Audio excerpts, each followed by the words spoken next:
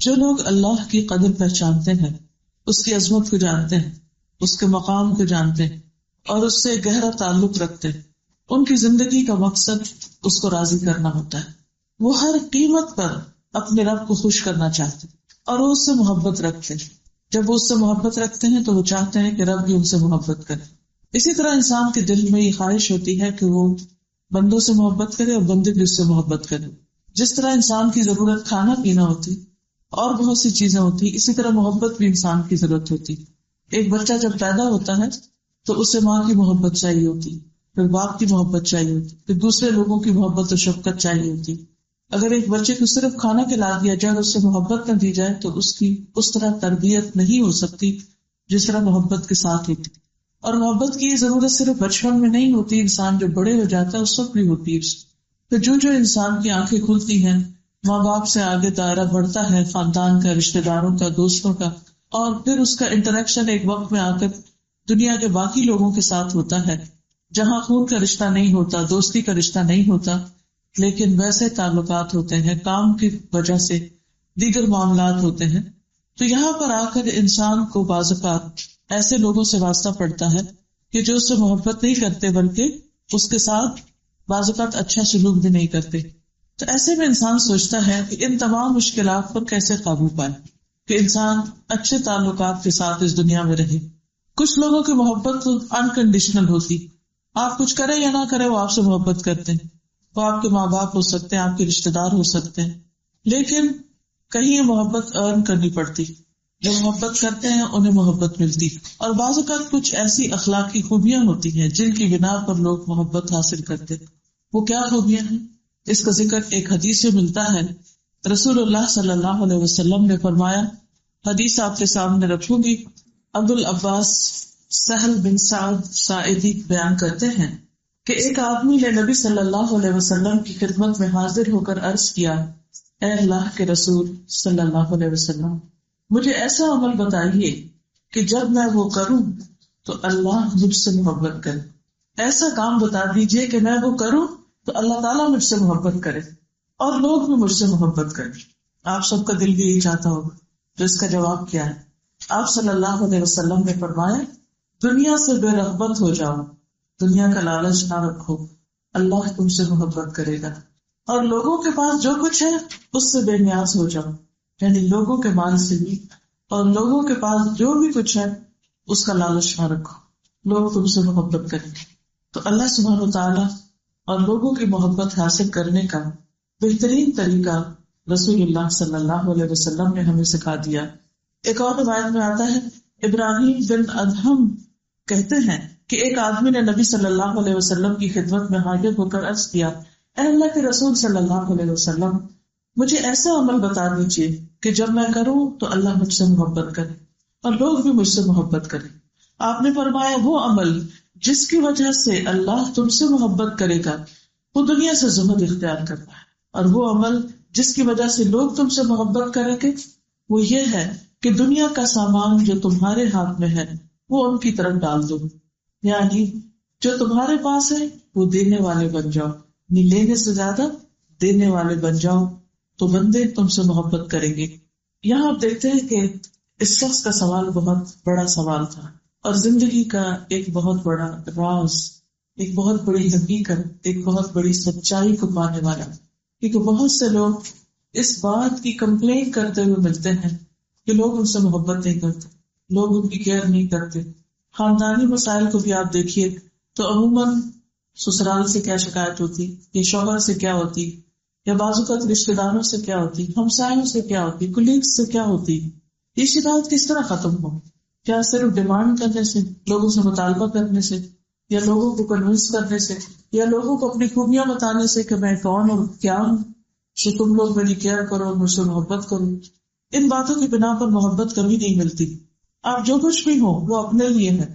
آپ کو محبت اس وقت ملے گی جب آپ اپنی ذات سے زیادہ دوسروں کی کیئر کرنے والے ہوں گے، آپ لینے کے بجائے دینے والے ہوں گے، اور آپ کے دل میں دنیا کا لالچ نہیں ہوگا، بلکہ اس کے برعکس دنیا سے زہد ہوگا۔ زہد کیا چیز ہوتی؟ زہد ہوتی بے رغبتی، دنیا سے بے رغبتی، یعنی دنیا سے صرف اتنی چیز لینا جتنی انسان کی ضرورت ہو، اور پھر وہ لے جو اسے آخرت میں فائدہ دے. یہ ہے اصل زہد. یعنی انسان دنیا سے جو کچھ بھی حاصل کرے وہ اس لیے کرے کہ یہ بھی اس کی آخرت میں فائدہ مند ہو. اور اسی طرح ایک اور لفظ بھی استعمال ہوتا ہے اور وہ ہے ورع. ورع کہتے ہیں دنیا کا وہ کام جو دین میں نقصان دہ ہے اس کو چھوڑ دینا. یعنی ہر وہ چیز جو دین کے راستے میں رکاوٹ بن رہی ہے اس سے دور ہو جانا، اور ہر وہ چیز جو آخرت کے فائدے میں ہے اس کی طرف رغبت کرنا، اس کی طرف آگے بڑھتے جانا. تو جب انسان کے اندر یہ کوالٹی پیدا ہو جاتی ہے کہ اللہ سبحانہ وتعالیٰ کی دی ہوئی نعمتیں اور دی ہوئی دنیا جو بھی اس کے پاس ہے وہ اس میں سے ایک ایک چیز کی طرف اس طرح دیکھتا ہے کہ اس سے مجھے آخرت کا کیا فائدہ ہو. جیسے ایک بزنس مین ہوتے ہیں، تجارت کرنے والے لوگ ہوتے ہیں، تو ان کا دماغ ہر وقت بزنس میں چلتا ہے کہ وہ کس وقت کون سا کام کہاں انویسٹ کریں، کیا کرے، کون سی چیز شروع کرے کہ انہیں زیادہ سے زیادہ فائدہ. انہیں خوب اچھی طرح پتا ہوتا ہے کہ سونے کی قیمت کیا ہے، اس وقت پراپرٹی کی قیمت کیا ہے، اس وقت کون سا بزنس اوپر جا رہا ہے، کون سا نیچے جا رہا ہے، اور وہ اسی میں انویسٹ کرتے ہیں. اسی طرح جو عقل مند انسان ہوتا ہے، جو آخرت کا چاہنے والا ہوتا ہے، جو اللہ کی محبت کا طلبگار ہوتا ہے، اس کو ہمیشہ اس بات کی فکر رہتی اور ہمیشہ اس بات کے پیچھے ہوتا ہے کہ وہ کون کون سے کام ہیں، وہ کون کون سی نیکیاں ہیں، وہ کون سے طریقے اور ذریعے ہیں کہ جن کے ذریعے میں اللہ سبحانہ تعالیٰ کی محبت حاصل کر سکوں. اور اس کے لیے وہ چھوٹی نیکی اور بڑی نیکی کسی کو بھی ہاتھ سے جانے نہیں دیتا، جب تک جو جہاں بھی ممکن ہو وہ اس کو کرتا چلا جاتا ہے. اور اس کو کرنے کے لیے اسے دنیا کی زائد ضرورت چیزوں سے رغبت نہیں رہتی، کیونکہ اس کو وہ بوجھ لگتا ہے کہ یہ میری آخرت کے لیے نقصان دہ ہے، کیونکہ اس سے میرے وقت کا ایک بہت بڑا حصہ ان چیزوں کے پیچھے چلا جاتا ہے. اگر دیکھا جائے تو دنیا میں کسی بھی چیز کی کمی انسان کو نقصان نہیں دیتی، ایز لانگ ایز وہ کسی کا محتاج نہیں، وہ کسی کا ضرورت مند ہے، وہ کسی کے آگے ہاتھ نہیں پھیلاتا. دنیا بہت تھوڑی دن کے لیے، بہت تھوڑی مدت کی، اور اس کی ویلیو بھی بہت تھوڑی. اگر پوری دنیا بھی کسی کو مل جائے تو آخرت کے مقابلے میں کچھ بھی نہیں ہے. اتنی بھی نہیں ہے جتنی جنت میں ایک کوڑا رکھنے کی جگہ ہے، ایک گز بھر جگہ، یعنی ایک اس میز کے ایک تیسرے حصے جتنی بھی نہیں. حدیث میں آتا ہے جنت میں تم میں سے کسی ایک کے کوڑے کی جگہ دنیا و ما فیہا سے بہتر ہے. اسی طرح ایک اور جگہ پر فرمایا فجر سے پہلے کی 2 رکعتیں، 2 سنتیں دنیا اور جو کچھ دنیا میں ہے ان سب سے بہتر ہے. لیکن کتنے ہی لوگ ہیں جو فجر کی نماز میں سستی کرتے ہیں، وقت پر نہیں اٹھتے اور روزانہ اتنا بڑا نقصان کر لیتے ہیں. کیوں؟ اس لیے کہ رات دیر تک جاگتے ہیں تو صبح آنکھ نہیں کھلتی، یا رات کے ایسے مشاغل میں بیٹھے رہتے ہیں کہ انہیں صبح کی نماز کی فکر ہی نہیں ہوتی، یا اس کی کوئی اہمیت ہی نہیں ان کی طرف. دنیا اللہ کے نزدیک مچھر کے پر سے بھی زیادہ حقیر ہے. حدیث میں آتا ہے کہ اگر وہ اتنی بھی ہوتی تو وہ اس میں سے کافر کو ایک پانی کا گھونٹ بھی نہ دیتا. ایک اور موقع پر نبی صلی اللہ علیہ وسلم مدینہ کی بالائی بستیوں میں سے کسی بازار میں داخل ہو رہے تھے اور صحابہ آپ کے دونوں طرف تھے. آپ صلی اللہ علیہ وسلم نے بکری کا ایک بچہ جو چھوٹے کانوں والا تھا اسے مرا ہوا دیکھا، یعنی چھوٹے کانوں والا بکری کا بچہ مرا ہوا پڑا تھا. آپ نے اس کا کان پکڑ کے فرمایا تم میں سے کون ہے جسے 1 درہم میں لے لے گا؟ تو صحابہ نے عرض کیا ہم میں سے کوئی بھی اسے کسی بھی چیز کے بدلے میں نہیں لینا چاہتا، اور اسے ہم لے کر کیا کریں گے؟ آپ نے فرمایا کیا تم یہ چاہتے کہ یہ تمہیں مل جائے؟ صحابہ نے عرض کیا یا رسول اللہ صلی اللہ علیہ وسلم اگر یہ زندہ بھی ہوتا تو ہم اسے نہ لیتے، اب تو یہ مرا پڑا، اس کی تو کوئی ویلیو ہی نہیں، پھر اس کے کان چھوٹے یعنی ناقص قسم کا. آپ نے فرمایا اللہ کی قسم، اللہ کے ہاں یہ دنیا اس سے بھی زیادہ حقیر ہے، جس کے پیچھے تم بھاگ رہے وہ اس سے بھی زیادہ حقیر، جس طرح تمہارے نزدیک یہ مردار حقیر ہے. لیکن ہم اگر اپنے دلوں کو ٹٹول کر دیکھیں تو ہمارے دل میں کیا زیادہ اہم ہے، دنیا یا آخرت، یہاں یا وہاں؟ ہم اپنا زیادہ وقت کس کے لیے لگاتے ہیں، کس کے پیچھے بھاگتے ہیں، کس کوشش میں لگے رہتے ہیں؟ رسول اللہ صلی اللہ علیہ وسلم نے فرمایا اللہ کی قسم دنیا آخرت کے مقابلے میں اس طرح ہے جس طرح تم میں سے کوئی آدمی اپنی انگلی اس دریا میں ڈال دے پھر انگلی کو نکال کر دیکھے کہ اس میں کیا لگا ہوا. پوری زندگی میں اگر انسان دنیا کا مال اکٹھا کرے تو وہ اتنا بھی نہیں آخرت کے مقابلے میں جتنا پانی انگلی کو لگ جائے، یہ بہت ہی حقیر، بہت ہی تھوڑا. اور پھر اس قلیل دنیا میں جو باقی رہ گیا ہے اب آخری حصے میں وہ اور بھی تھوڑا ہے. رسول اللہ صلی اللہ علیہ وسلم نے فرمایا بے شک اللہ تعالیٰ نے ساری دنیا کو قلیل بنایا، اب دنیا کا جو حصہ باقی ہے وہ قلیل میں سے بھی قلیل ہے. تھوڑے میں سے بھی اور تھوڑا ہے. اس کی مثال یہ ہے کہ پانی کا ایک حوض ہو جس کا عمدہ پانی پی لیا گیا ہو اور پیچھے گدلا سا پانی رہ گیا ہو. یعنی جب اللہ نے یہ زمین پیدا کی تھی اس میں کوئی پولوشن نہیں تھی، اس میں ہریالی تھی، اس میں ہر چیز صاف ستھری بہترین شکل میں. پھر انسانوں کی آبادیاں آتی گئی اور ریسورسز استعمال کرتے گئے اور فتنہ فساد بڑھتا گیا اور طرح طرح کی خرابیاں پیدا ہوگی. اور اب اس وقت دنیا وہ ایک بچے کچے حصہ رہ گیا، اس کا اصل صاف ستھرا جو ہے وہ ختم ہو چکا. تو بہرحال جس دنیا کی یہ قیمت، جس دنیا کی یہ ویلیو، جس دنیا کی یہ اہمیت ہے، اس کے پیچھے جتنا بھی انسان بھاگ لے وہ ہاتھ نہیں آتی. انسان جب دنیا کے پیچھے بھاگتا ہے تو وہ آگے آگے ہوتی، انسان جب دنیا سے منہ موڑ لیتا ہے تو دنیا اس کے پیچھے آنے لگتی. لیکن سب کچھ جاننے کے باوجود بھی اس دنیا کی اتنی محبت کیوں ہے ہمارے دل میں؟ اس کی وجہ یہ ہے کہ ہمارے دلوں میں اللہ سبحانہ و تعالیٰ کی محبت حقیقی معنوں میں نہیں ہے. اللہ سے محبت انسان جب کرتا ہے تو اللہ تعالیٰ اس بندے سے محبت کرتا ہے، اور جب اللہ تعالیٰ کسی بندے سے محبت کرتا ہے تو اس کو دنیا کی محبت سے بچا لیتا ہے، اس کے دل میں پھر آخرت کی محبت ڈال دیتا ہے اور ہر اس چیز کی جو آخرت کی طرف لے جائے. رسول اللہ صلی اللہ علیہ وسلم نے فرمایا، اللہ تعالیٰ اپنے جس بندے سے محبت کرتا ہے اسے دنیا سے اسی طرح بچاتا ہے جیسے تم لوگ اپنے مریض کو کھانے پینے سے بچاتے ہو. جیسے کوئی شوگر کا پیشنٹ ہے تو اس سے آگے سویٹ ہٹا لیتے ہیں کیونکہ اس کی زندگی زیادہ عزیز ہوتی ہے اس سے کہ وہ ایسی چیز کھائے جس سے اس کی زندگی کو خطرہ ہو، اور کھانے کی صورت میں اس کی طبیعت خراب ہونے کا اندیشہ. یعنی اللہ سبحانہ و تعالیٰ اس کو دنیا سے دور کرتے جاتے ہیں، دنیا سے بے رغبت کرتے جاتے ہیں. دنیا کی محبت اس کے دل میں نہیں رہتی، دنیا کا لالچ ختم ہو جاتا ہے. سب کچھ ہونے کے باوجود اس کا دل دنیا میں نہیں اللہ میں لگا ہوتا ہے، اللہ کے دین میں لگا ہوتا ہے، اللہ کی عبادت میں لگا ہوتا ہے. اس کو اسی میں راحت اور اسی میں ہی چین، اسی میں ہی ایک سویٹنس حاصل ہوتی، اس کا دھیان کہیں اور ہوتا. تو دنیا کو بقدر ضرورت استعمال کر رہا ہوتا ہے، لیکن اس کو دنیاوی چیز اس سے ایکسائٹمنٹ نہیں ہوتی. اس کی ایکسائٹمنٹ کہاں ہے؟ اللہ کے ذکر میں، اللہ کی عبادت میں، اللہ کے دین کی خدمت میں، اللہ کے لیے کچھ بھی کرنے میں، کچھ بھی دینے میں، کچھ بھی خرچ کرنے میں، کچھ بھی لگانے میں. اور اس کو صرف وہی سمجھ سکتا ہے جس کے دل میں اللہ کی محبت ہوتی. باقی لوگوں کے لیے یہ باتیں irrelevant ہیں، وہ اس لطف کو سمجھ ہی نہیں سکتے کہ یہ کیسے ممکن. رسول اللہ صلی اللہ علیہ وسلم نے فرمایا، جب اللہ تعالیٰ کسی بندے سے محبت کرتا ہے تو اسے دنیا سے اس طرح روک دیتا ہے جس طرح تم میں سے کوئی مریض کو پانی سے روک دیتا ہے. رسول اللہ صلی اللہ علیہ وسلم نے فرمایا، اس امت کے پہلے لوگوں کی بہتری زہد اور یقین کے ساتھ ہے. یعنی صحابہ کرام کے اندر جو بہتری تھی، یا جس طرح ان کا کردار بہت عظیم تھا اور وہ بہت کچھ کر گئے دنیا میں، کیا راز تھا اس کے پیچھے.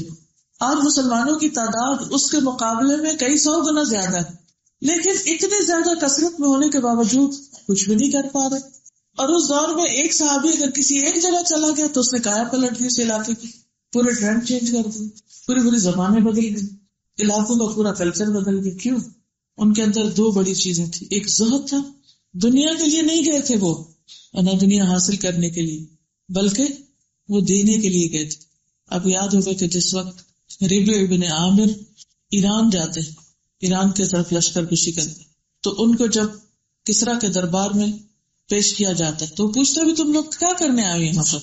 تو کہتے ہیں کہ ہم بندوں کو بندوں کی غلامی سے نکال کر اللہ کی غلامی میں دینے کے لیے آئے. یہ تھا ان کا مقصد. اور جس وقت ایران فتح ہوتا ہے تو سونے کے ڈھیر آتے ہیں ان کے پاس. ایک وہ کارپٹ جو بادشاہ بچھایا کرتا تھا اپنی مجلس جمانے کے لیے، جو سونے کی تاروں سے بنا ہوا تھا اور اس میں نگینے جڑے ہوئے تھے، اور ایسی قیمتی چیزیں دنیا نے کہیں دیکھی نہیں تھی. کس طرح اس کو لپیٹ کے سمیٹ کے اس کے ٹکڑے کر کے مدینہ میں بھیجا گیا تھا. جب وہ وہاں پہنچا تو حضرت عمر رونے لگ گئے تھے، کہنے لگے کہ مجھے تمہارے فقر و فاقہ کا خوف نہیں ہے، مجھے خوف ہے کہ یہ دنیا جب تمہارے پاس آ جائے گی تو پھر تمہارا حال کیا ہوگا، پھر تم اس میں مشغول ہو جاؤ گے، تم اپنا اصل کام بھول جاؤ گے. اور یہ حقیقت ہے، آج اگر ہم اپنی اصل ذمہ داری بھولے ہوئے تو اسی وجہ سے کہ ہماری محبتوں کے معیار بدل گئے. ہماری محبت ان چیزوں میں چلی گئی ہے کہ جو ہمیں آخرت میں فائدہ دینے والی نہیں ہے. ہمیں ایک ایک چیز جمع کر رہے ہیں، اس کے نتیجے میں ہمارے پاس وقت نہیں بچتا کہ ہم صحیح سے ڈھنگ سے نماز ادا کر سکیں، ہمارے پاس مال نہیں بچتا کہ ہم صدقہ کر سکیں، ہمارے پاس ٹائم نہیں کہ ہم رشتے داروں کا خیال رکھ سکیں. ہم بہت سے اپنے فرائض سے صرف اس لیے غافل ہو گئے کہ دنیا کی محبت دلوں کو چھا گئی. تو آپ نے فرمایا اس امت کے پہلے لوگوں کی بہتری زہد اور یقین کے ساتھ ہے، اور اس امت کے آخری لوگ بخیلی اور آرزوؤں کی وجہ سے ہلاک ہوں گے، لمبی لمبی تمنائیں اور خواہشات اس کی وجہ سے ہلاک ہوں گے۔ پھر اسی طرح یہ ہے کہ دنیا کی زیب و زینت جتنی بھی بڑھاتے جائیں اس کی کوئی حد نہیں۔ ابو امامہ کہتے ہیں صحابہ کرام نے ایک روز رسول اللہ صلی اللہ علیہ وسلم کے سامنے دنیا کا تذکرہ کیا تو آپ نے فرمایا کیا تم سنتے نہیں کہ سادگی ایمان کا حصہ، سادگی ایمان کی دلیل، ترک زینت ایمان کی دلیل ہے، یعنی خوش اور سادہ زندگی گزارنا، دنیا کی بہت راحتیں اور آرام اور عیش و عشرت کو چھوڑ کر ایک سمپل لائف اختیار کرنا، یہ ایمان کی علامت ہے۔ حضرت علی کہتے ہیں کہ دنیا پیٹ پھیر کے جانے والی، چھوڑ دینے والی، بے وفا ہے، اور آخرت آنے والی۔ انسانوں میں دنیا اور آخرت دونوں کے چاہنے والے ہیں، کوئی دنیا چاہتا ہے اور کوئی آخرت چاہتا ہے، بس تم آخرت کے چاہنے والے بنو، دنیا کے چاہنے والے نہ بنو، کیونکہ آج تو کام ہی کام ہے، حساب نہیں، اور کل حساب ہی حساب ہے، اور عمل کا وقت باقی نہیں رہے گا، کل کچھ نہیں کر سکو گی، جو کرنا ہے آج کر لو، جتنے بھی دن ہیں، جتنے بھی گھنٹے ہیں زندگی کے، اس کو غنیمت سمجھو۔ پھر اسی طرح آپ نے فرمایا وہ آدمی کامیاب ہو گیا جس نے اسلام قبول کیا اور ضرورت اور کفایت کے مطابق اس کو روزی نصیب ہو گئی، اور اللہ نے اسے اپنی نعمتوں پر قناعت کی دولت دے دی کہ جو کچھ اس کے پاس ہے وہ اس پہ راضی ہے کہ بہت ہے میرے پاس، زیادہ کی لالچ نہیں دی۔ پھر اسی طرح آپ نے فرمایا تمہارے لیے دنیا سے اتنا کافی ہے جتنا کہ مسافر کا زاد راہ ہوتا ہے، یعنی ایک مسافر جب سفر میں ہوتا ہے تو اس کو چند کپڑوں اور ضرورت کے باقی سامان کی ضرورت ہوتی، تو جب ہم ٹریول کرتے ہیں تو ہم نے دیکھا ہوگا کہ کتنا سامان ہوتا ہے ہمارے پاس، اور جب ٹریول کر کے وہاں جاتے ہیں تو وہاں جو بھی وقت گزارتے ہیں کام چل ہی جاتا ہے، تو اصل میں دیکھا جائے تو حقیقی ہماری ضرورت اتنی ہوتی ہے، باقی چیزیں ایکسٹرا ہوتی ہیں۔ نبی صلی اللہ علیہ وسلم نے فرمایا کہ یہ بات انسان کی سعادت مندی کی علامت ہے کہ اسے نیک پڑوسی، آرام دہ سواری اور کشادہ مکان میسر، یعنی انسان کی بیسک نیڈس کیا ہے؟ رہنے کے لیے گھر، ایک سواری جس پر وہ اپنے کمیوٹ کر سکے اپنی ضروریات پوری کرنے کے لیے، اور اچھا پڑوسی، اچھے کمپینین، یہ ہو جو سمجھو کہ تم دنیا کے بادشاہ۔ نبی صلی اللہ علیہ وسلم نے فرمایا تم میں سے ہر ایک کو دنیا میں ایک خادم اور ایک سواری کافی ہونا چاہیے۔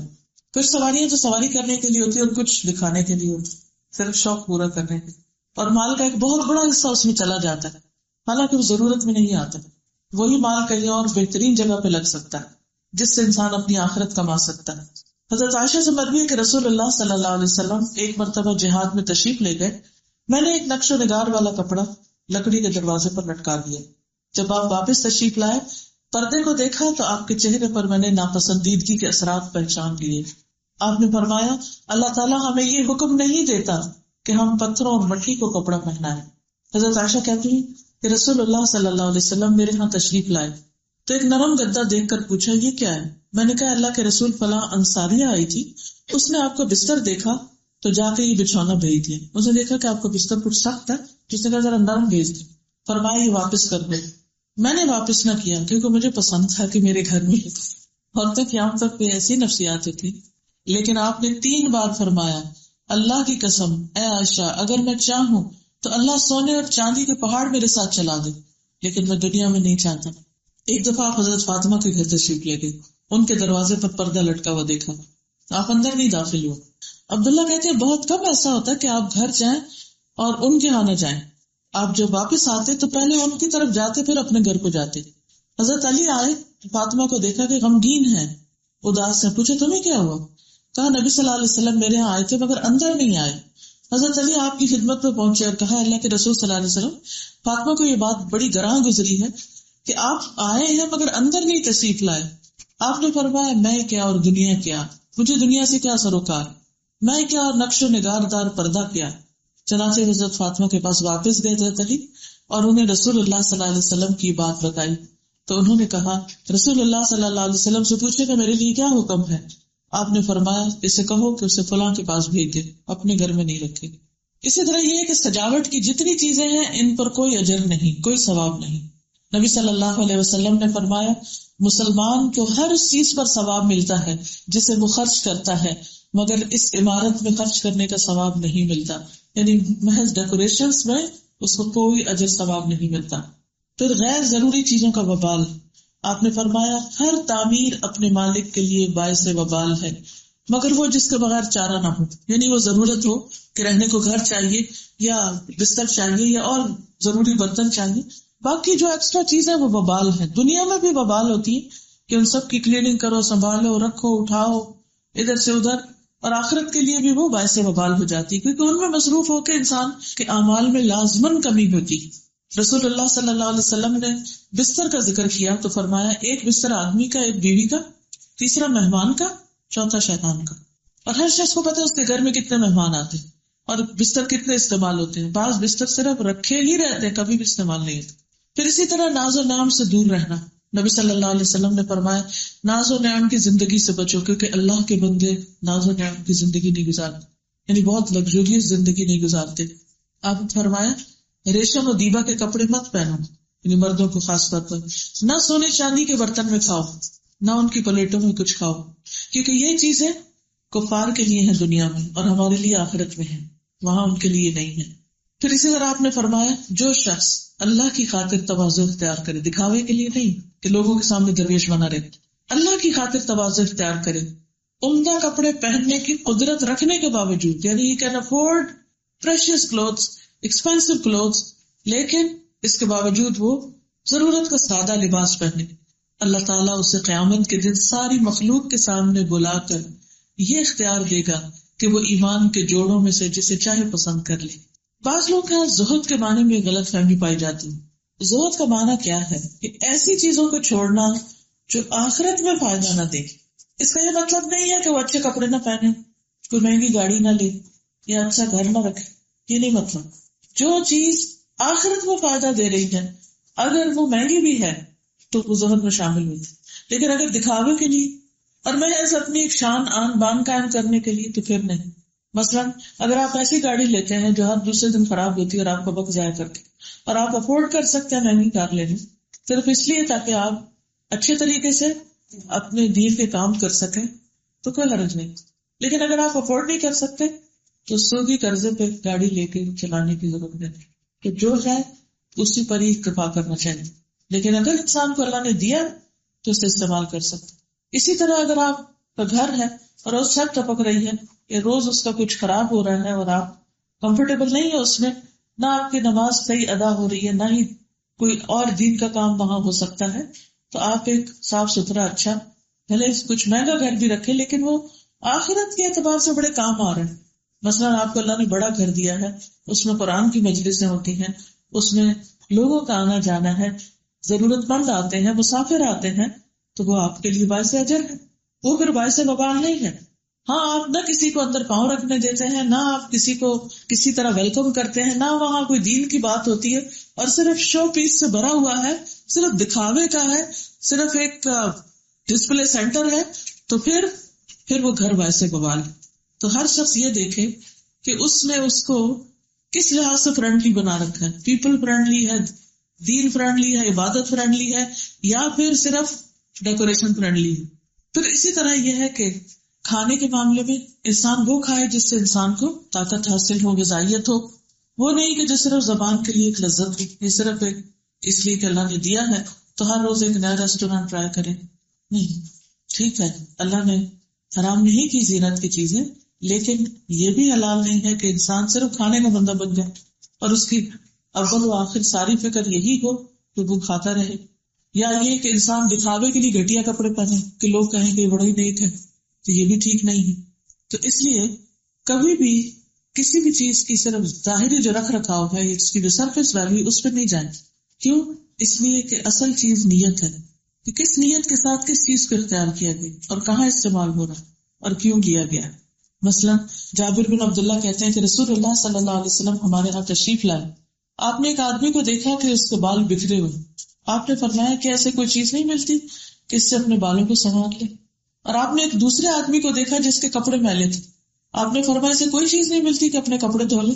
تو زہد یہ نہیں ہے کہ گندا بندہ رہے انسان، صاف کپڑے نہ پہنے، یا یہ کہ اپنے بالوں کو کنگھی نہ کرے، یا ایک معقول حلیے میں نہ رہے. یہ زہد نہیں ہے، کیونکہ ہمارے یہاں اللہ والا ہونے کا مطلب کیا ہے؟ گندے بال، گندا جسم، اسمیل آ رہی ہو، پھٹے پرانے کپڑے ہوں، کیونکہ ہمیں دنیا سے کوئی رغبت نہیں. نبی صلی اللہ علیہ وسلم سے ہمیشہ خوشبو آتی تھی. آپ بہترین قسم کا پرفیوم یعنی عطر استعمال کرتے تھے, اور آپ کے کپڑوں میں کبھی کوئی داغ دھبا نہیں ہوتا. انتہائی صفائی پسند, لیکن یہ نہیں کہ بہت قیمتی اور شاہانہ لباس ہر وقت پہنتے تھے, جو بھی ملتا لیکن وہ ایک معقول ڈریس ہوتا تھا. پھر اسی طرح اللہ سبحانہ وتعالیٰ کو یہ بھی پسند ہے کہ جو نعمتیں اس نے بندے کو دی ہیں ان کا اثر بندے پہ نظر آئے, یعنی بندہ ان کو استعمال کرے, ان کو صرف رکھ نہ چھوڑے, بخل نہ کرے. پھر اسی طرح اگر پسند کا کھانا آپ کے سامنے آئے تو اس کو کھا لیں, صرف اس لیے نہیں چھوڑے کہ لوگ کہیں کہ اچھا یہ بھی کھا لیتا ہے, یہ بھی کھا لیتا ہے, اس طرح تو لوگ مجھے زاہد نہیں سمجھیں گے. اس نیت سے اگر چھوڑا تو کوئی ثواب نہیں. نبی صلی اللہ علیہ وسلم ایک دعوت میں شریک تھے, آپ کی خدمت میں دستی کا گوشت پیش کیا گیا, آپ کو یہ بہت پسند تھا, تو آپ صلی اللہ علیہ وسلم نے دستی کی ہڈی کا گوشت دانتوں سے نکال کے کھایا, اتنے اچھے سے مزے سے کھایا, اس کو خوب انجوائے کیا. تو بعض اوقات ہم جھوٹا تکلف کرتے ہیں, ہمارا دل ہوتا ہے کوئی چیز کھا لیں, لیکن ہم اس لیے ڈر کے مارے نہیں کھاتے کہ اچھا لوگ کیا کہیں گے, یہ اچھا یہ کھا رہے. تو جو کام لوگوں کے لیے چھوڑا جائے یا لوگوں کے لیے نہ کیا جائے اس کو کوئی ثواب, کیونکہ اللہ نے حلال چیز منع نہیں کی. کلوا واشربوا ولا تسرفوا, کھاؤ اور پیو, اسراف نہ کرو, حد سے نہ بڑھو. حضرت انس کہتے ہیں کہ ایک مرتبہ میں ایک پیالے میں کدو لے کر نبی صلی اللہ علیہ وسلم کی خدمت میں حاضر ہوا. آپ کو کدو بہت پسند تھا, اس لیے آپ اسے اپنی انگلیوں سے تلاش کرنے لگے, اسے چن چن کے کھا رہے تھے. یعنی باقی بھی سالن تھا لیکن اس سے پسند کا نکال کے کھا رہے تھے. تو اپنی پسند کا کھانے میں تو حرج نہیں ہے, ایسا کہ آپ کی صحت کے لیے نقصان دہ نہ ہو. انس کہتے ہیں کہ میری والدہ ام سلیم نے میرے ہاتھ کھجوروں کا ٹوکرا نبی صلی اللہ علیہ وسلم کی خدمت میں بھیجا. آپ گھر پہ نہ ملے, آپ قریب ہی اپنے ایک آزاد کردہ غلام کے یہاں تشریف لے گئے تھے, اس نے آپ کو دعوت دی تھی, تو آپ اس گھر گئے ہوئے تھے وہاں کھانے کے, اور اس نے آپ کے لیے کھانا تیار کیا تھا. دیکھیے کہ غلام تھا وہ آپ کا. میں خدمت میں حاضر ہوا, آپ کھانا کھا رہے تھے, آپ نے مجھے بھی اپنے ساتھ کھانا کھانے کی دعوت دی. ان صاحب نے گوشت میں کدو ڈال کر سرید بنا رکھا تھا. میں نے دیکھا کہ آپ کو کدو اچھا لگتا ہے, تو میں اس کدو کے ٹکڑے برتن کے اطراف میں جمع کر کے آپ کے قریب کرنے لگا. یعنی وہ جب پہلے دیکھا نا کہ پسند ہے تو اگلی دفعہ انہوں نے چن چن کے پاس کر دیا. جب ہم لوگوں نے کھانا کھا لیا تو آپ صلی اللہ علیہ وسلم گھر تشریف لے گئے. میں نے کھجوروں کا ٹوکرا آپ کے سامنے رکھ دیا, آپ نے کھجوریں کھانی اور تقسیم کرنی شروع کر دی, حتیٰ کہ ختم کر کے فارغ ہو کے, یعنی خود بھی کھا لی اور سب کو بھی دے دی, سب کام تمام کر دیا. جو چیز منع ہے وہ اسراف ہے. اسراف کیا ہے؟ اپنی وسعت سے بڑھ کے خرچ کرنا. یعنی آپ کے پاس پیسے کوئی نہیں ہے, قرضہ اٹھا اٹھا کے آپ عیش و عشرت کر رہے ہیں, دس از رانگ.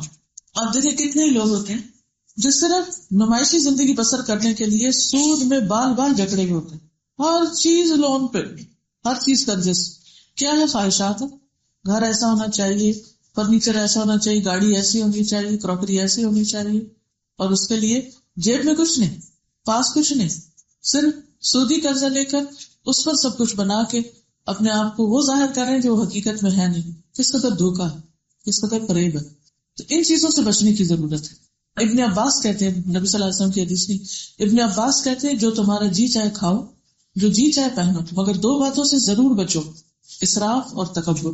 تو سوال کیا تھا اس شخص کا کہ کیا کروں کہ اللہ کی محبت ملے اور کیا کروں کہ بندوں کی محبت ملے. تو اسے بتایا گیا کہ دنیا کے بارے میں اپنا نقطہ نظر ٹھیک کر لو. اگر تم دنیا سے بے رغبت ہو جاؤ, دکھاوے کی زندگی نہیں بسر کرو گے, اسراف نہیں کرو گے, تکبر نہیں کرو گے, اپنے آپ کو بڑی چیز نہیں سمجھو گے, تو اللہ تعالیٰ تم سے محبت کرے. اللہ تعالیٰ اس بندے سے زیادہ محبت کرتا ہے جو اللہ تعالیٰ کے سامنے زیادہ عاجزی اختیار کرتا ہے, زیادہ سجدے کرتا ہے, زیادہ اللہ کی عبادت میں مصروف ہوتا ہے, زیادہ اللہ کا بندہ بن کے رہتا ہے. پھر جب بندہ اللہ کی عبادت زیادہ کرتا ہے, بندہ سب سے زیادہ قریب سجدے میں ہوتا ہے, سجدہ کر کر کے قریب ہوتا چلا جاتا ہے, تو پھر بندہ اس مقام پہ پہنچ جاتا ہے کہ اللہ تعالیٰ بندے سے محبت کرتا ہے. جب اللہ تعالیٰ بندے سے محبت کرتا ہے تو اللہ تعالیٰ جبریل کو بلاتے ہیں, میں فلاں بندے سے محبت کرتا تم بھی کرو.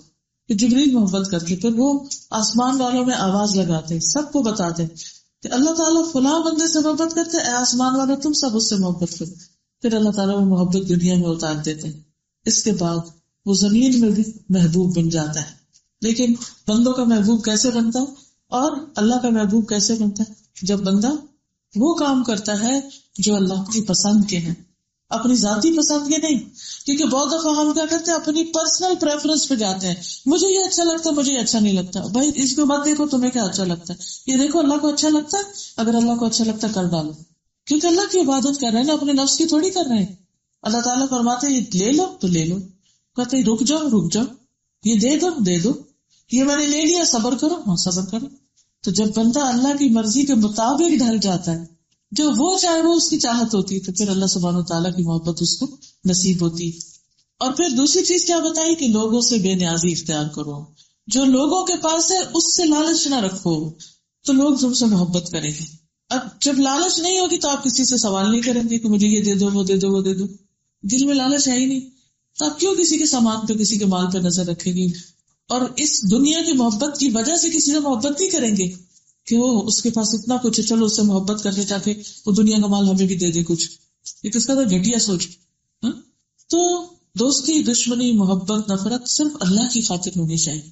اور جب ایک انسان اللہ کی خاطر کسی سے محبت کرتا ہے تو وہ پھر اس کی شکل و صورت یا اس کے مال سے نہیں کرتے، وہ اللہ کی رضا کے لیے اس بندے کے ساتھ ہوتا ہے تاکہ اس کی کمپنی، اس کی صحبت اللہ کے اور قریب کرے۔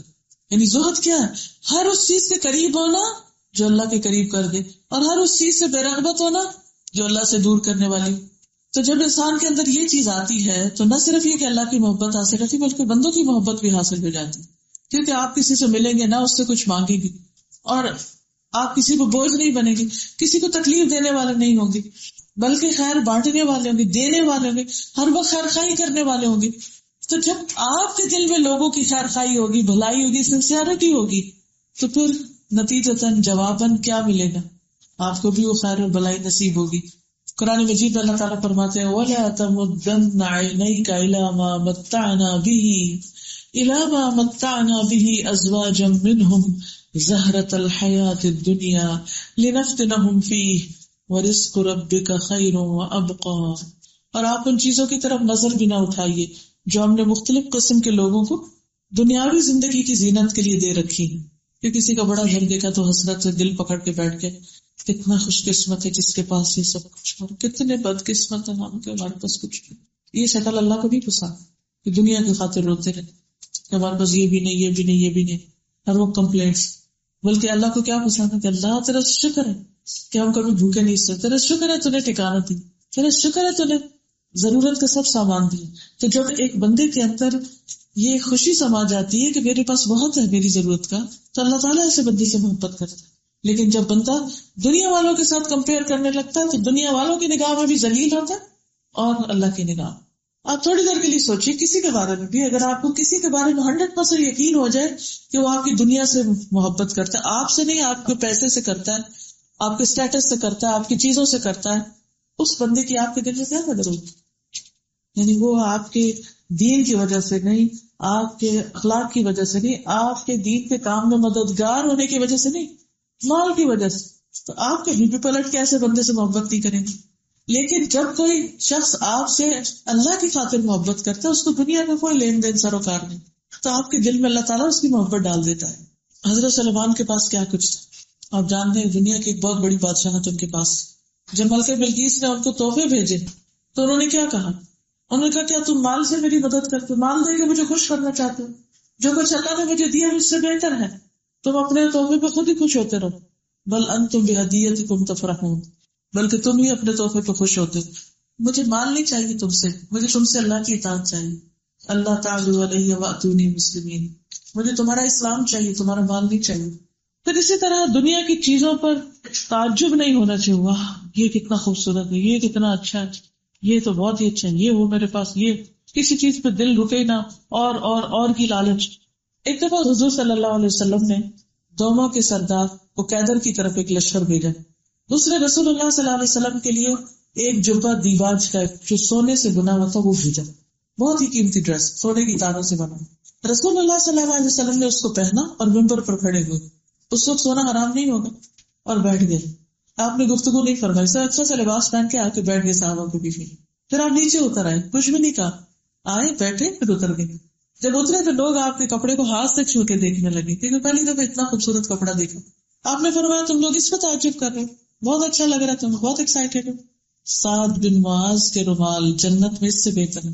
فوراً نگاہ پھیر دی، مت دیکھو اس کو، جنت کی چیزوں کو دیکھو، جنت کی طرف رغبت کرو۔ تو جب کبھی دنیا کی تھوڑی سی بھی لالچ آنے لگے تو فوراً سوچو کہ جنت اس سے کہیں بہتر ہے۔ اور اگر آج دنیا میں اللہ نے نہیں دیا تو ہمیں اتنا راضی کرنا چاہیے اللہ کو کہ کل سب کچھ مل جائے جو ہمیشہ کے لیے، والآخرۃ خیر وابقیٰ، حضرت عائشہ کہتی کہ ہمارے پاس ایک پردہ تھا، کرٹن تھا، جس پر کسی پرندے کی تصویر بنی ہوئی تھی. جب کوئی آدمی گھر میں داخل ہو تو سب سے پہلے ادھر دیکھے. تو نبی صلی اللہ علیہ وسلم نے مجھ سے فرمایا اس کو بدل دو. میں جب بھی گھر آتا ہوں اس وقت میری نظر پڑتی ہے تو مجھے دنیا یاد آ جاتی ہے.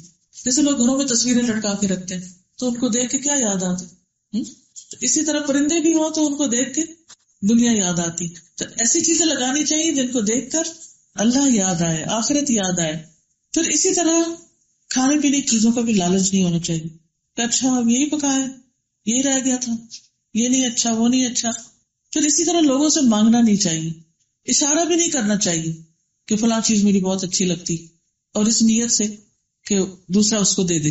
مثلا کسی کا پین دیکھے تو آپ کے یہ تو بہت ہی اچھا پین، اب یہ کیا ہے، دوسرا کہہ کہ شاید اس کو یہ پین چاہیے. اسی طرح اگر کسی کی گھڑی دیکھیں یا کوئی کپڑا دیکھیں تو آپ اس کی تعریف شروع کر دیں. اس طرح کی باتیں کرنا، دوسروں کی چیزیں مانگ لینا ان سے، یہ دے دیں وہ دے دیں، یہ دلوں سے محبت ختم کرتا ہے. ابن عباس کہتے ہیں نبی صلی اللہ علیہ وسلم نے فرمایا لوگوں سے بے نیاز ہو جاؤ اگرچہ مسواک کی لکڑی کیوں نہ. سبحان اللہ. لوگوں سے بے نیاز ہو جاؤ اگرچہ مسواک کی لکڑی ہی کیوں نہ ہو، یعنی وہ بھی نہ مانگو. شدید بھوک میں بھی لوگوں سے مانگنے سے بچنا. ابو ہریرہ کہتے ہیں کہ میں شدید بھوک کی وجہ سے زمین پر پیٹ کے بل لیٹ جاتا تھا، اتنے کریمپس پڑتے تھے پیٹ میں، کبھی پیٹ پہ پتھر باندھ لیتا تھا کیونکہ ان کو کوئی آمدنی کا ذریعہ نہیں تھا. ایک دن میں اس راستے پہ بیٹھ گیا جس سے صحابہ گزرتے تھے. ابو بکر گزرے، میں نے انہیں کتاب اللہ کی ایک آیت کے بارے میں پوچھا اور میرے پوچھنے کا مقصد یہ تھا کہ مجھے کچھ کھلا دیں، مگر وہ چلے گئے، کچھ نہیں کیا. پھر عمر گزرے، میں نے ان سے بھی ایک آیت کے بارے میں پوچھنے کا مقصد کیا تھا کہ مجھے کچھ کھلا دیں، یعنی میری حالت کو دیکھیں کچھ سمجھ جائیں. وہ بھی گزر گئے، کچھ نہیں کہا. اس کے بعد نبی صلی اللہ علیہ وسلم گزرے، آپ نے مجھے دیکھا تو مسکرا دیے اور میرے دل کی بات سمجھ گئے، میرے چہرے کو پہچان گئے. آپ نے فرمایا اباہر، میں نے کہا لبیک یا رسول اللہ. فرمایا میرے ساتھ آ جاؤ. یہ تھی نا آپ کی وہ محبت اور رحمت جو آپ کے دل میں تھی، جو لوگوں کے اندر کی بھوک تک کو محسوس کر لے. ہر ایک کو دوسرے کا درد محسوس نہیں ہوتا، دوسرے کی ضرورت محسوس نہیں ہوتی. بعض اوقات بڑے بڑے عقل مند اور سمجھدار انسان اس میں دھوکہ کھا جاتے ہیں، وہ دوسرے کی بات نہیں سمجھ پاتے. لیکن رسول اللہ صلی اللہ علیہ وسلم کی لوگوں میں دلچسپی کا کیا عالم تھا کہ وہ ان کے کہے بغیر ان کی ضروریات محسوس کر لیا کرتے تھے. پھر اسی طرح یہ کہ انسان ہے، کبھی ضرورت پڑ جاتی ہے، کچھ لین دین کی معاملات ہوتے ہیں، کبھی اللہ کا نام لے کر نہیں مانگنا چاہیے کہ میں اللہ کا واسطہ دیتا ہوں کہ یہ دے دو، اللہ کا نام استعمال نہ کرے. نبی صلی اللہ علیہ وسلم نے فرمایا وہ آدمی ملعون ہے، یعنی اس پہ لعنت ہے، جس نے اللہ کی ذات کا واسطہ دے کر بلا ضرورت سوال کیا، اور وہ بھی ملعون ہے جس سے اللہ کی ذات کے واسطے سے سوال کیا گیا اور اس نے کچھ نہ دیا. اول تو کرنا نہیں چاہیے، لیکن کوئی آ کے کرے تو پھر کچھ نہ کچھ اسے ضرور دے دے، کیونکہ اس نے اللہ کا نام لے لیا، اس کو گواہ بنا لیا. پھر اسی طرح یہ ہے کہ بعض اوقات کچھ لوگوں کو مانگنے کی عادت پڑ جاتی تو ان کو سمجھانا بھی چاہیے.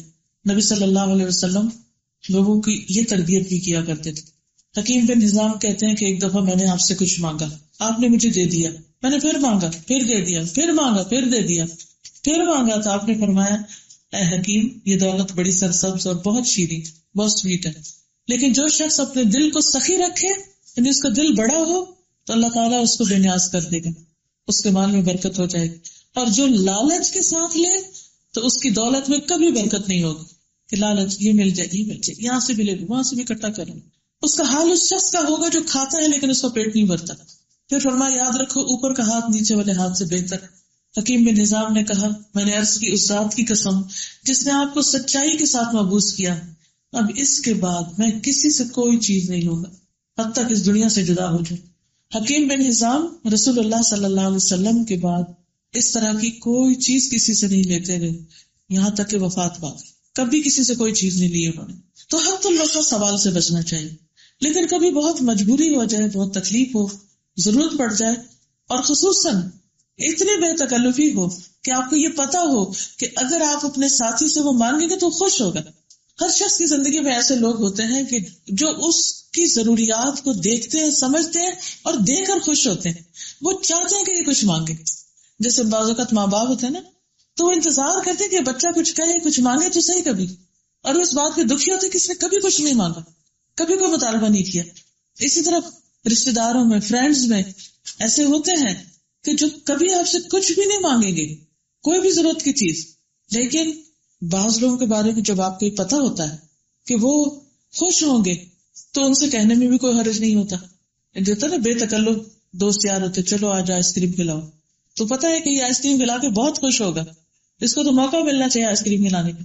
تو اسی طرح ایک دفعہ نبی صلی اللہ علیہ وسلم گھر تشریف لائے تو دیکھا کہ گوشت پک رہا ہے. تو آپ نے فرمایا یہ کیا پک رہا ہے؟ تو بتایا گیا کہ یہ وہ گوشت ہے جو بریرہ کو صدقے میں ملا تھا. تو آپ نے فرمایا اس کے لیے صدقہ اور ہمارے لیے ہدیہ ہے, کیونکہ بریرہ جو تھی وہ حضرت عائشہ کی خادمہ تھی, تو یعنی کہ گھر میں رہنے والی تھی, بے تکلف تھی. اسی طرح صحابہ کرام کے ساتھ جو رشتہ تھا, تو آپ دیکھیں گے کہ کئی واقعات ایسے ملتے ہیں کہ جس میں آپ نے صحابہ سے کہا کہ اچھا میرا حصہ بھی لگاؤ, مجھے بھی دو. جیسے ایک غزوے پر نکلے تو بہت کم تک کھانے کے لیے ابو عبیدہ کی سرکردگی, تو ایک کھجور تھی, سارا دن چوس کے کسی طرح گزارا کرتے. صحابہ بہت کمزور ہو گئے, تو اللہ سبحانہ تعالیٰ سے انہوں نے دعا کی, تو اللہ تعالیٰ نے ان کے لیے کھانے کا انتظام کیا. وہ ایک ساحل کے پاس سے گزرے تو ایک بہت بڑی مچھلی جو تھی وہ ساحل پر پڑی ہوئی تھی, تو انہوں نے اس کا گوشت بھی کھایا, اس کا تیل بھی پیا, اور یعنی کہ اتنی بڑی تھی کہ وہ کہتے ہیں کہ جیسے کوئی بہت بڑا ٹیلا ہو, چھوٹی سی پہاڑی ہو, اس طرح. کہتے ہیں کہ ہم 1 مہینہ وہیں رہے اور ہماری تعداد 300 تھی. ہم کھاتے رہے یہاں تک کہ ہم فربا ہو گئے.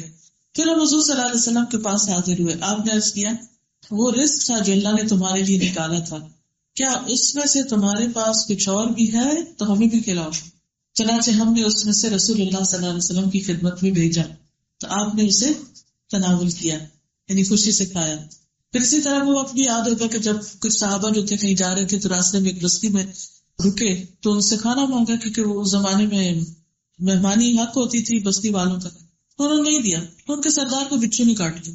تو انہوں نے کہا کہ ہم تب علاج کریں گے جب اتنا اور اتنا تم طے کرو گے ہمارے ساتھ, کیونکہ انہوں نے حق مہمانی ادا نہیں کیا تھا. یہ اسلام میں اجازت ہے کہ انسان وہاں پر پھر مانگ سکتا ہے, جہاں اس کے کھانے کے لیے کچھ بھی نہ ہو تو اپنی ضرورت دوسرے کے سامنے رکھ سکتا ہے.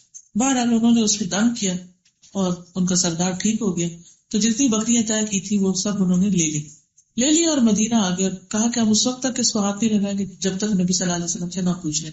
جب آپ سے پوچھا گیا تو آپ مسکرائے, فرمایا تمہیں کیسے معلوم ہوا تھا کہ سورۃ فاتحہ سے دم بھی کیا جا سکتا, ان بکریوں کو لے لو اور اس میں سے میرا حصہ بھی رکھو. تو یہ لالچ کی وجہ سے نہیں مانگنا تھا, بلکہ ان کو بتانے کے لیے کہ یہ حلال ہے, کھایا جا سکتا ہے, اور آپ خود کھا کے بتانا چاہتے تھے. تو دنیا کا مال و متاع لالچ کے ساتھ نہ لیں.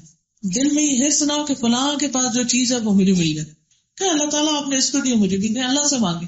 پھر لوگوں کے مزاج کے مطابق ان کو دے کے انہیں خوش کیا جائے, اس سے بھی لوگوں کی محبت حاصل ہوتی. نبی صلی اللہ علیہ وسلم کی خدمت میں دیباج کی کچھ قبائیں تحفے کے طور پر آئیں جن میں سونے کے بٹن لگے ہوئے تھے, تو آپ نے اپنے چند صحابہ میں تقسیم کر دیا اور ایک قبا مخرمہ بن نوفل کے لیے رکھ لی. پھر مخرمہ آئے اور ان کے ساتھ ان کے بیٹے بھی آئے. آپ دروازے پہ کھڑے ہو گئے اور کہا میرا نام لے کر نبی صلی اللہ علیہ وسلم کو بلا لاؤ. آپ نے ان کی آواز سنی تو قبا لے کر باہر تشریف اور اس کے بٹن ان کے سامنے کر دیے, یعنی کہ وہ دکھائی اور اس کو بٹن سامنے کر کے دکھائے, یہ تمہارے لیے. پھر فرمایا ابو بسر میں نے تمہارے لیے چھپا کر رکھی تھی, یعنی آپ کو پتا تھا کہ انہیں یہ چیز بہت پسند آئے, تو جو چیز جس کی پسند کی ہوتی وہ اس کے مطابق اس بندے کے لیے رکھ لیا کرتے تھے. تو اس سے بھی پتہ چلتا ہے کہ نبی صلی اللہ علیہ وسلم کے پاس جو سونا آتا مال آتا وہ سب تقسیم کر دیا کرتے تھے. ایک بات میں آتا ہے نا, اگر احد پہاڑ برابر بھی سونا تو میں ایک رات بھی سال میں نہ گزاروں کہ میرے پاس کچھ بچے سوائے اس کے جو مجھے قرضے میں کسی کو کچھ دینا ہو. تو نبی صلی اللہ علیہ وسلم لوگوں کو مال دے کر راضی کیا کرتے تھے. جہاں کی ناراضگی وہاں ہدیہ کا لین دین بھی بہت اچھا ہے, تحادو محبت بڑھتی. اسی طرح آپ صلی اللہ علیہ وسلم جو اسلام میں نئے داخل ہوتے تھے, یہ اسلام سے انہیں کو بدگمانی ہوتی تھی, ان کو بھی خرچ کرتے. مثلا حنین کے دن رسول اللہ صلی اللہ علیہ وسلم صفوان بن امیہ کو 100 اونٹ دیے. حالانکہ امیہ کون تھا؟ امیہ آپ کی جانی دشمن, امیہ بن خلف نام سنا ہوگا سب. تو اس کا بیٹا تھا صفوان. مکہ فتح کیا, تھوڑے دن کے بعد وہ رضوہ ہوا ہے, اس میں سے مال غنیمت ہاتھ آیا, اس میں سے 100 اونٹ اپنے دشمن کے بیٹے کو دیتے. اتنا بڑا دل جس سے دشمنی ہو, جس نے اتنا تنگ کیا کہ وہ مکہ سے نکل گئے. آج جب آپ کے پاس سب کچھ آیا تو آپ کیا کہتے کہ اس کو تو پانی میں گھونٹ بھی نہ دو, انہوں نے میرے ساتھ کیا کیا. لیکن آپ نے انتقام نہیں لیا. کیوں؟ ایک تو آپ رحمت بنا کے بھیجے گئے تھے, دوسرا یہ کہ آپ اپنی ذات کے لیے نہیں جیتے تھے, آپ دین کے لیے جیتے تھے, کیونکہ آپ نے انہی لوگوں سے دین کے آگے خدمت لینی تھی.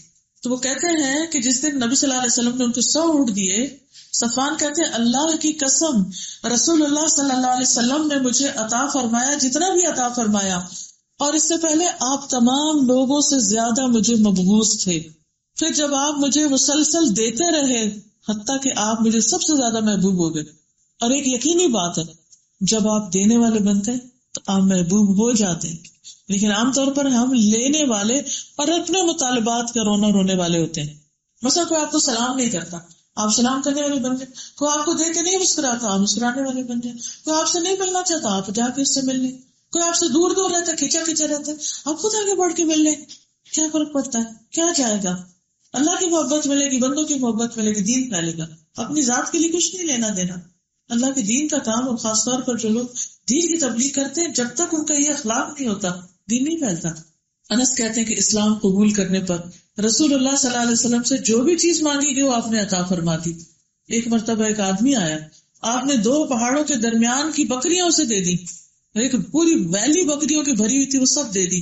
پھر وہ اپنی قوم کے پاس آیا اور کہا اے میری قوم اسلام قبول کر لو، کیونکہ محمد صلی اللہ علیہ وسلم اتنا دیتے ہیں کہ انہیں فقر و فاقہ کا خوف نہیں ہوتا، آپ کی اپنی ضرورت بھی ہوتی تب بھی لوگوں کو دے دیتے تھے۔ یہ کتنی بڑی بات ہے، یہ ہے نا زہد۔ سہل کہتے ہیں کہ ایک عورت آپ کے لیے ایک بردہ چادر بنا کر لائی، حاشیے والی چادر جو ہوتی ہے نا جسے کناری لگی ہوئی ہوتی ہے۔ اس نے عرض کیا یا رسول اللہ صلی اللہ علیہ وسلم میں نے اسے اپنے ہاتھ سے بنا، خاص آپ کے لیے بنا کہ آپ کو پہناؤں۔ نبی صلی اللہ علیہ وسلم نے اس کو لے لیا اور آپ کو اس کی ضرورت بھی تھی، پھر آپ ہمارے پاس تشریف لائے تو چادر آپ کا اظہار تھی۔ لوگوں میں سے ایک شخص نے عرض کیا یا رسول اللہ کی چادر مجھے دے دے، اس کو پسند آ گئی، آپ نے فرمایا لے لو۔ نبی صلی اللہ علیہ وسلم مجلس میں کچھ دیر بیٹھنے کے بعد وہاں سے اٹھے اور اندر تشریف لے گئے اور جا کر اس چادر کو اتار کے طے کر کے اس کے پاس بھیج دیا۔ تو لوگوں نے کہا یہ تو انہیں اچھا نہیں کیا، نبی صلی اللہ علیہ وسلم کو اس کی ضرورت تھی، تم نے کیوں مانگا؟ تمہیں پتہ نہیں کہ نبی صلی اللہ علیہ وسلم کسی سائل کو رد نہیں کرتے۔ اس نے جواب دیا اللہ کی قسم میں نے تو صرف اس لیے مانگی کہ جب میں مر جاؤں تو میرا کفن بن جائے۔ سہل کہتے ہیں کہ پھر وہ شخص جب فوت ہوا تو وہی کفن اس کو ملا۔ اس کی اپنی ایک خواہش تھی، لیکن دوسری طرف آپ دیکھیں کہ نبی صلی اللہ علیہ وسلم کو ضرورت بھی تھی، پھر بھی آپ نے اپنی ضرورت پر دوسرے کو ترجیح دی۔ اور یہ حقیقت ہے کہ انسان جب اس طرح دوسروں کی ضروریات پوری کرنے لگتا ہے اللہ سبحانہ وتعالیٰ اس کو محروم نہیں رکھتے کہ اس کی ضرورت پوری نہ کرے، اس کے حصے کا اس کو پھر مل جاتا ہے۔ جبیر کہتے ہیں کہ وہ رسول اللہ صلی اللہ علیہ وسلم کے ساتھ چل رہے تھے اور آپ کے ساتھ بہت سے صحابہ بھی تھے، وادی حنین سے واپس تشریف لا رہے تھے کہ کچھ بدو آپ سے لپٹ گئے اور مجبور کر کے آپ کو ببول کے درخت کے پاس لے گئے۔ وہاں آپ کی چادر مبارک کانٹوں میں الجھ گئی، آپ وہاں سے اٹھ کھڑے اور کہا مجھے میری چادر دے دو، اگر میرے پاس درختوں کے کانٹوں جتنے اونٹ بکریاں ہوں تو میں وہ بھی تقسیم کر دوں، تم مجھے بخیل نہیں پاؤ گے، مجھے جھوٹا اور بزدل نہیں پاؤ گے۔ یعنی وہ کیا چاہتے تھے کہ آپ ہمیں بھی کچھ دیں، اس لیے انہوں نے گھیر کے، جسے وہ بعض اوقات آپ نے دیکھا ہوگا کہ جو چیریٹی کا مال تقسیم ہوتا ہے تو پھر کیا ہوتا ہے، لوگ ایک دم ہی الغار کر دیتے ہیں۔ نبی صلی اللہ علیہ وسلم نے اپنے مرض الوفات میں وہ سونا خرچ کر دیا جو حضرت عائشہ کے پاس تھا، نبی صلی اللہ علیہ وسلم نے ہی رکھوایا وہ تھا۔ آپ نے پوچھا عائشہ سونے کا کیا ہوا؟ کہا کہ آپ کی بیماری نے مجھے مشغول کر دیا۔ وہ کہتی کہ 7 یا 9 دینار تھے، وہ انہیں لے کر آئیں، آپ اپنے ہاتھ سے پلٹنے لگے اور فرمانے لگے محمد اللہ سے کس گمان کے ساتھ ملے گا جبکہ اس کے پاس یہ دینار موجود، یعنی مجھے اس کو دے دینا چاہیے تھا پہلے۔